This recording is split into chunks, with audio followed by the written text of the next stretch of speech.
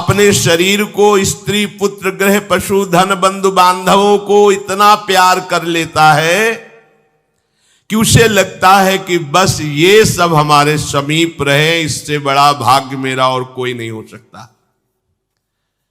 अब इनके पालन पोषण की चिंता में इसका हृदय जलता रहता है। दुर्वासना से दूषित हृदय होने के कारण इसके हृदय में ज्ञान नहीं होता। परिवार का पोषण करने के लिए पाप करने लगता है, मनमानी आचरण, जैसे धन आवे वैसे। ध्यान रखना, यदि आपने किसी निर्दोष को दंड विधान किया है किसी पदवी पे बैठ के, या किसी असहाय असमर्थ को अपने बल के द्वारा रौंद करके तुमने धन लिया है, या छल कपट हिंसा के द्वारा तुमने धन लिया है, तो किसी दूसरे की जरूरत नहीं तुम्हारा नाश करने के लिए, वो धन ही पर्याप्त है। जो धन तुमने लिया है तुम्हें किसी दूसरे दुश्मन की जरूरत नहीं, वो धन ही तुम्हारा सर्वनाश कर देगा। देख लेना, देख लेना, खुद अनुभव कर लेना। इसी जीवन में तुम्हें अनुभव होगा कि मैंने बहुत गलत किया है। मरते समय तक तुम्हें बोध हो जाएगा कि तुमने क्या किया है। अभी नशा है तुम्हारे दिमाग में बल का, बुद्धि का, तो देख लो कुमार्गामी प्रवृत्तियों के द्वारा धन कमा के, पर जब इसका परिणाम आएगा तो रोते नहीं बनेगा, रोने लायक भी नहीं रहोगे, आंसू भी नहीं निकल पाएंगे, आह मचेगी हृदय में। वो अपनी परिवार के पोषण के लिए इतना जलने लगता है कि तरह तरह की पाप की कमाई करके परिवार को सुखी करना चाहता है। हे माता जी, वो धन वस्तुएं कमा के लाता है और उल्टा स्त्रियों के द्वारा संभोग आदि के समय प्रदर्शित किए हुए माया में कपटपूर्ण प्रेम को वो अपना जीवन समझ लेता है। बालकों की मीठी मीठी तोतली बानी में वो इतना फंस जाता है कि दुख प्रधान कपटपूर्ण कर्म करके उनकी कामनाओं को पूर्ण करना चाहता है। दूसरे बेटे का अपहरण करके उसकी हत्या भले हो जाए पर मेरा बेटा सुखी रहे। कैसे ऐसा हो सकता है? ऐसा कैसे हो सकता है? अगर किसी को तुमने 100 आंसू गिराए हैं तो 10,000 आंसू तुम तैयार रखो, तुम्हारे 10,000 आंसू गिरेंगे। तुमने किसी को अगर एक बार भी कटुवचन बोला है तो 10 बार तुम्हें कटुवचन सहना पड़ेगा। ये भूमि है, जैसे एक दाना फेंको तो सैकड़ों दाना पैदा कर देती, इसे कर्म भूमि कहते हैं। तुम्हारा कर्म बहुतायत होकर तुम्हें फल देगा, अच्छा या बुरा, जैसा कर्म किया है। अब वो सोचता है कि धन के द्वारा हम अपने और अपने परिवार के दुख का नाश कर लेंगे। इसी में वो सुख मानने लगता है कि एन केन प्रकारेण दंभ कपट पाखंड झूठ हिंसा दुराचार व्यभिचार, कैसे भी हो धन मिलना चाहिए। अब वो भयंकर हिंसा वृत्ति के द्वारा धन संचय करता है और अपने परिवार का पोषण करता है, जिसके फलस्वरूप उसके लिए नरक निश्चित हो जाता है। जीते जी ये अमुक नरक में जाएगा। जैसे कानून है, आप हत्या करोगे तो अमुक केस लगेगा, उसका परिणाम आपको फांसी या आजीवन सजा, ऐसी पहले से निश्चित है। ये कर्म करोगे तो आपको ये नरक मिलेगा, ये कर्म करोगे इतने कल्प तक। वहां वर्ष नहीं चलते, कल्प चलते हैं। स्वयं तो उनके खाने पीने से बचे हुए जूठे अन्न को खाकर सुख पाना, बच्चे का जूठा, परिवार का अच्छा लगा, मेरा परिवार, और वैसे ही दूसरे परिवार का नाश करके, हिंसा करके वो धन कमाता है। जब ऐसा कोई करता है तो बार बार प्रयत्न करने पर भी दुख हटता नहीं, दुख बढ़ता चला जाता है। लोभवश वो इतना अधीर हो जाता है कि उसे जीवन भार लगने लगा। अब क्या करूं, कैसे करूं? क्योंकि अधर्म के द्वारा कमाया हुआ धन कभी शांति प्रदान नहीं करता, सदैव दुख बढ़ाता रहता है, विपत्तियां बढ़ाता रहता है। मंद भाग्य, मंद बुद्धि वाला पूरा जीवन व्यतीत हो गया अधर्म करते हुए, अब आया बुढ़ापा, चिंता छा रही है, लंबी लंबी सांसें ले रहा है, कोई उससे बात नहीं कर रहा है। जिनका पालन पोषण किया है वही पुत्र परिवार उसको देखना भी पसंद नहीं करते। खूब खूब खास के थूकता है बुढ़ा, घर के बाहर सब गंदगी फैलाए है। अगर कहीं साइड में कमरा है, पिछवाड़े टाइप कहीं हो तो ऐसे रखे जाते बूढ़े बाड़े, इज्जत खराब होती। सामने ही प्रवेश होते, खांस रहे हैं, बैठे हैं, कोई उनका आदर नहीं करता। जैसे किसान बूढ़े बैल की उपेक्षा कर देता है, ऐसे परिवार वाले उसकी उपेक्षा कर देते हैं। फिर भी उसे घर से वैराग्य नहीं होता, हरि की याद नहीं आती। उसने स्वयं जिनको पाला था वही उसका निरादर करते हैं, पक्का। एक बिंदौर है यमुना के किनारे, फतेहपुर जिला, उस समय भ्रमण में थे तो एक गांव की गली से निकलना पड़ा। तो कोई ऊपर से देख रहा था, वृद्धाया, बड़ा महल जैसा मकान बना था।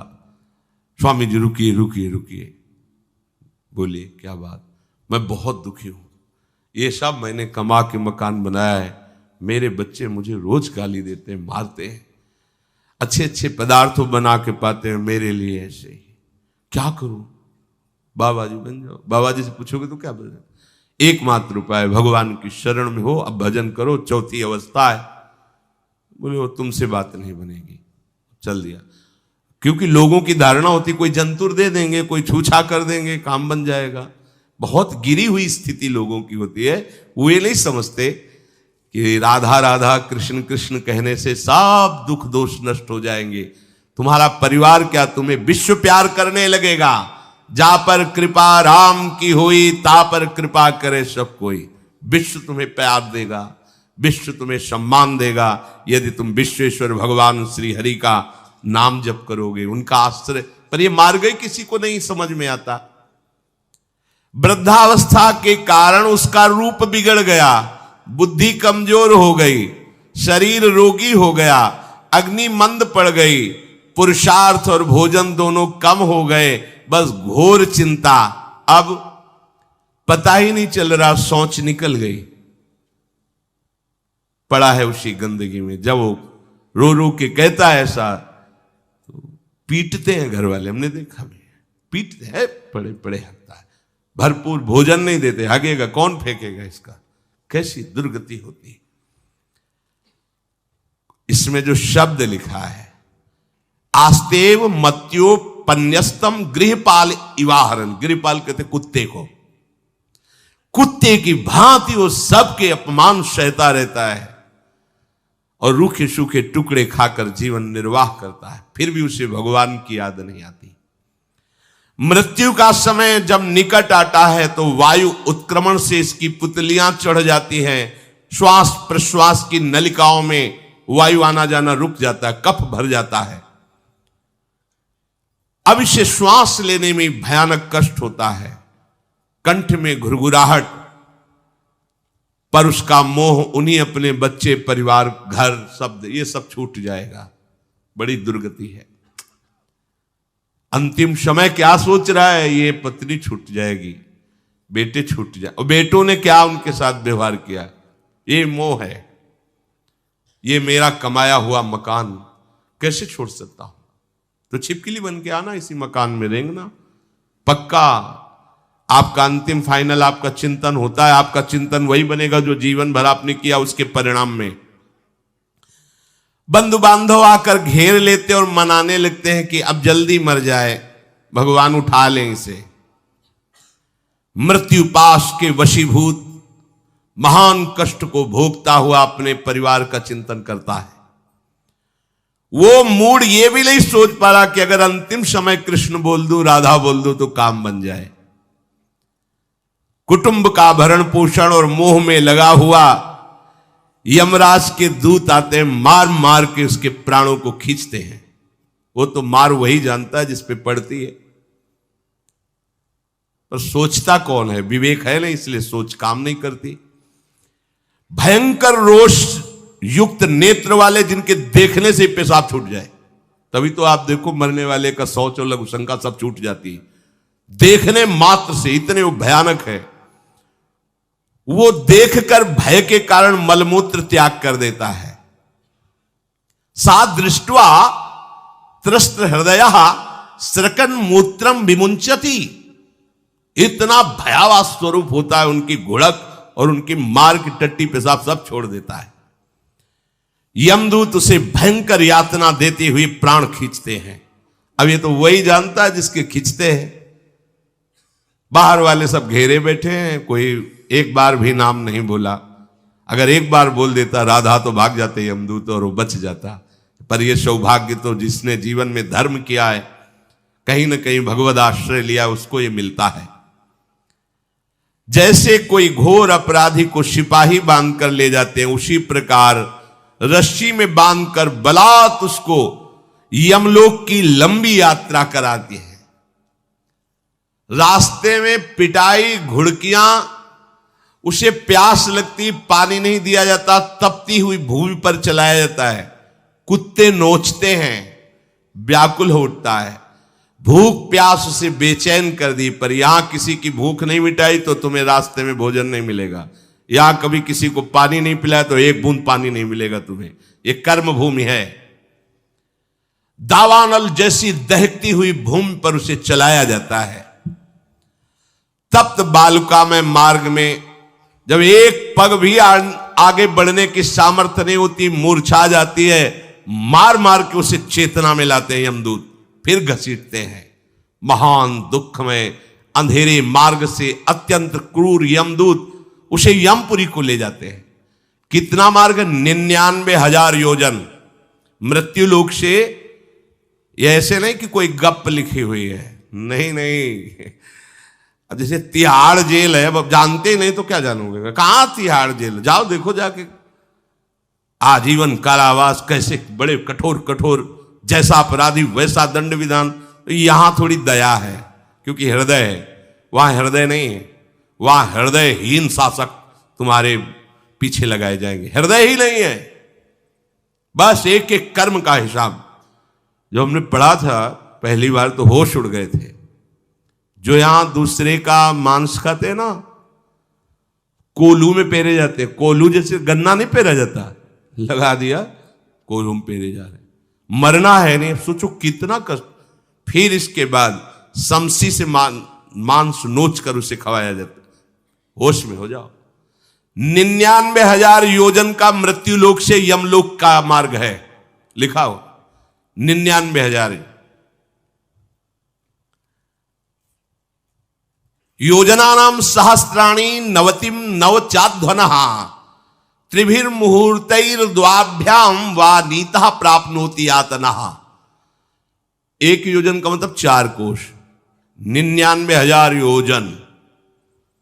इतने लंबे मार्ग को 2 या 3 मुहूर्त में तय करना, दौड़ा के 2 या 3 मुहूर्त, बहुत कम समय। फिर वहां पहले से तय, इसको इस नरक में डालो, इसको इस नरक में। वहां इतना समय, थोड़ी भीड़ लगी है। जैसे अपने एक फोड़ा हुआ तो अपने इतने कष्ट समझते, अस्पताल जाओ देखो चीख लगी, किसी पैर टूटा, किसी कुछ, ऐसे ही वहां सब हिसाब हो रहा है।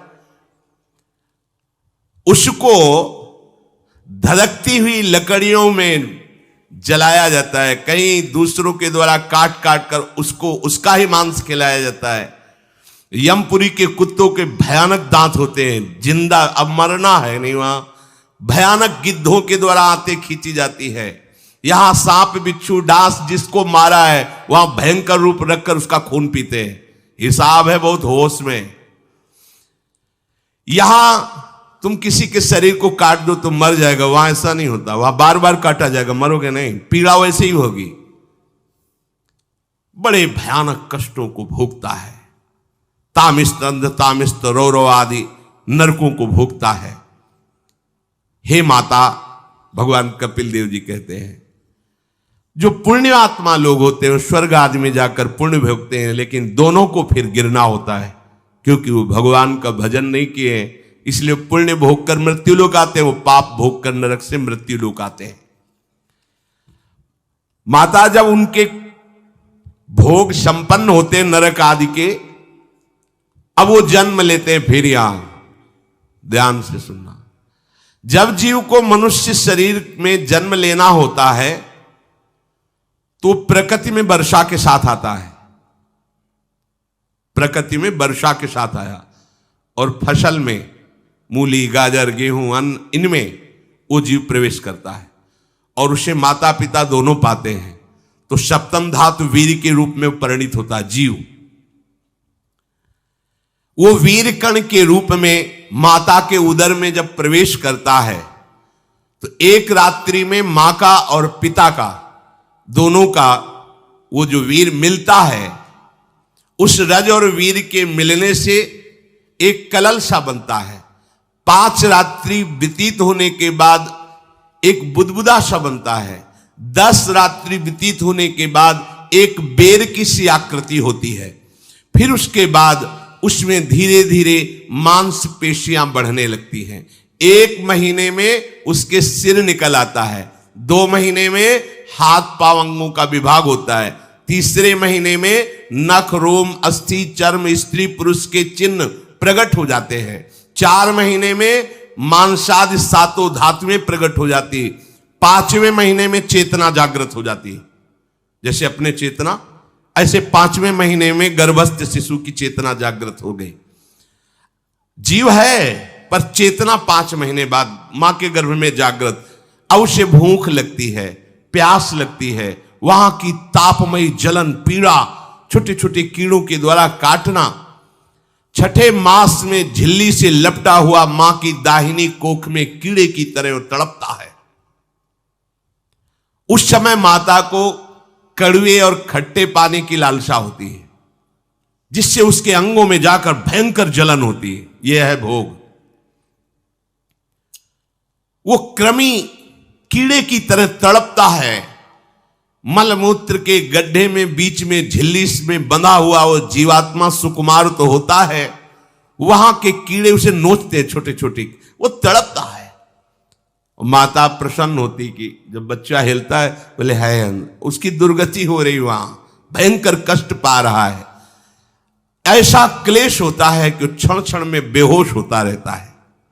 माता के खाए हुए कड़वे, तीखे, गरम, नमकीन, रूखे, खट्टे, यही पदार्थ पाने की इच्छा होती है माता, क्योंकि उसको भोग भोगना है।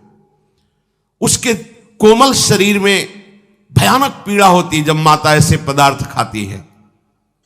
गर्भाशय की झिल्ली में लिपटा हुआ, आंतों और मलमूत्र से घिरा हुआ सिर, पेट की और पीठ और गर्दन, एक कुंडलाकार ऐसे कंकण जैसा, ऐसी आकृति गर्भस्थ शिशु की होती है।